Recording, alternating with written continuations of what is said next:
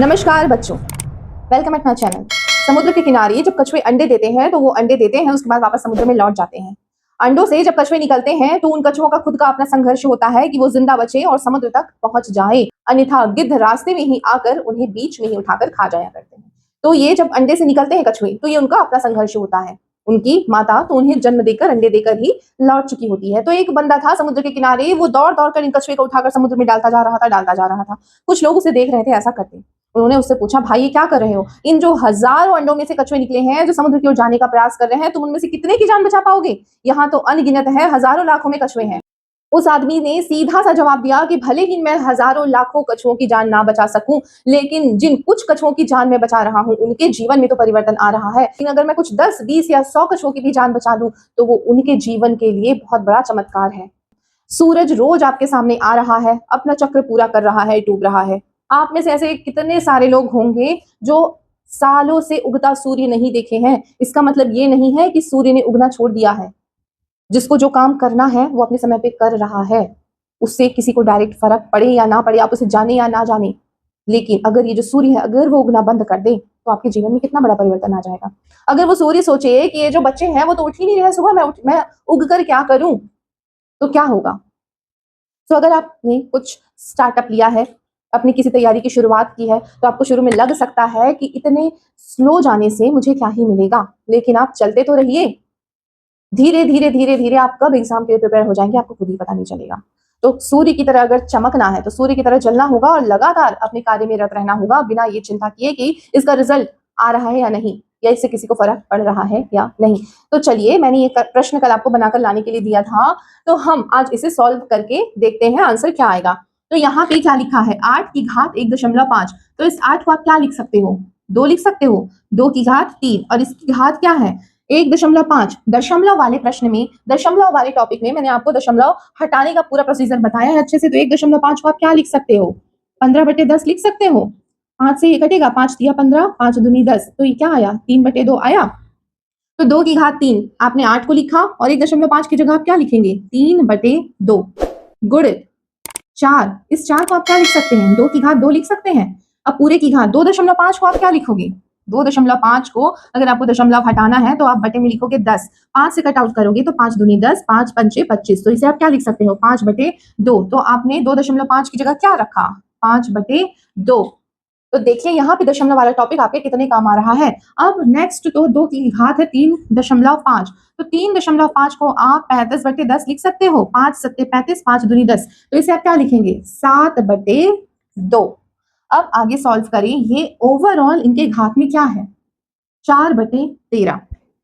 सबसे पहले आप इसे सिंप्लीफाई करें। 2 की घात 3 है और पूरे की घात 3/2 है, तो इसे कैसे सॉल्व करते हैं? 3 गुणित 3/2 गुणित 2 की घात 2 गुणित 5/2 गुणित 2 की घात 7/2।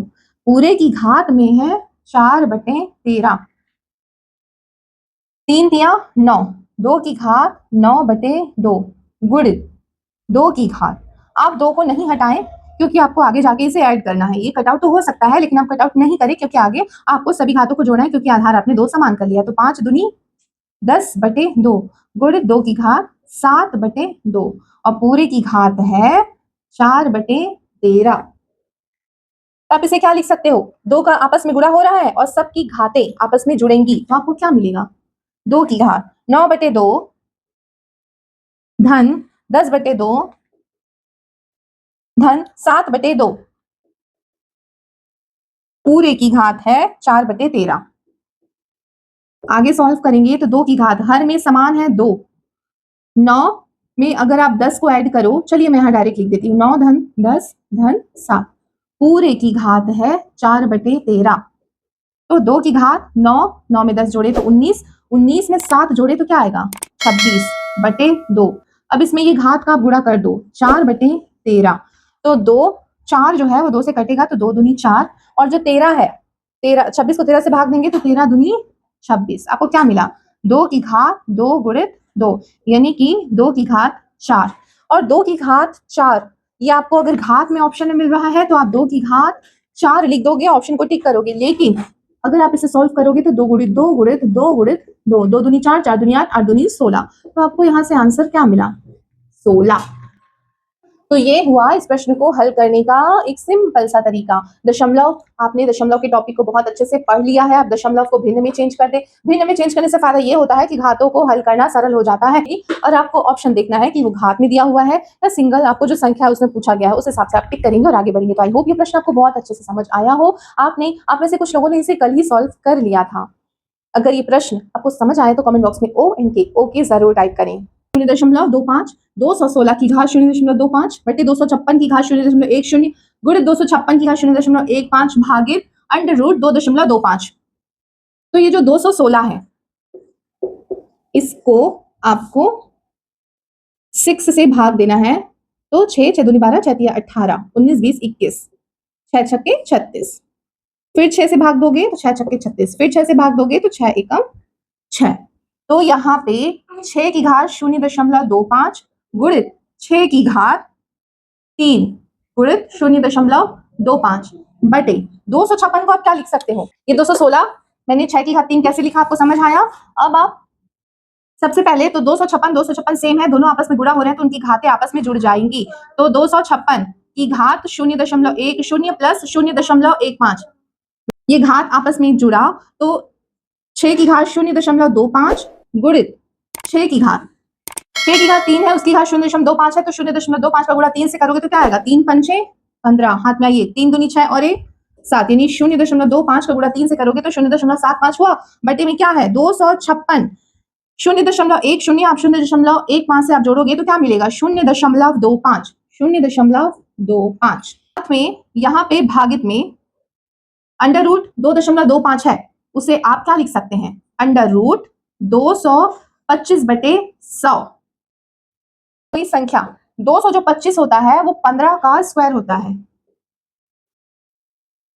15 गुणित 15 बटे 10 गुणित 10। आप इस 225 को 15 गुणित 15 और इस 100 को 10 गुणित 10 लिख सकते हैं। 6 गुणित 6 घातों को आपस में जोड़ दीजिए। तो 6 की घात 0.25 धन 0.75। अब इसके बटे में है 256। उस 256 को आप क्या लिख सकते हैं? 2 एकम 2 2 दूनी 4 2 अट्ठे 16 2 छक्के 12 2 चौक 8 2 तिया 6 2 दूनी 4 2 एकम 2 2 छक्के 12 2 अट्ठे 16 2 चौक 8 2 दूनी 4 2 एकम 2 1 2 3 4 5 6 7 8 यानी 2 की घात 8 और उसकी घात में है 0.25 और यहाँ पे क्या है? भागित में 15 गुणित 15, ये बाहर आके 15 हुआ, 10 गुणित 10 तो बाहर आके 10 हुआ। पता चला 2 की घात 8 आनी है। तो यहाँ के बाद आप इसे सॉल्व करोगे तो क्या आंसर आएगा? 6 की घात 0.25 में 0.75 जोड़ोगे तो 5 और 5 10, हाथ में आई 1 7 और 2 9 और 1 10, यानी कि 1 6 की घात 1। अब यहाँ 2 की घात 8 का गुणा 0.25 से करोगे 5 40 4 है आपके पास, 8 दूनी 16 17 18 19 20 यानी 2 की घात 2.00 गुणित ये जो 15 बटे 10 है, किसी के भी अगर डिवीजन में 15 बटे 10 है, अगर आप उसको अंश में लाएं तो 10 बटे 15 हो जाएगा। तो आप गुणे के फॉर्म में लाएं तो ये 10 बटे 15 हुआ।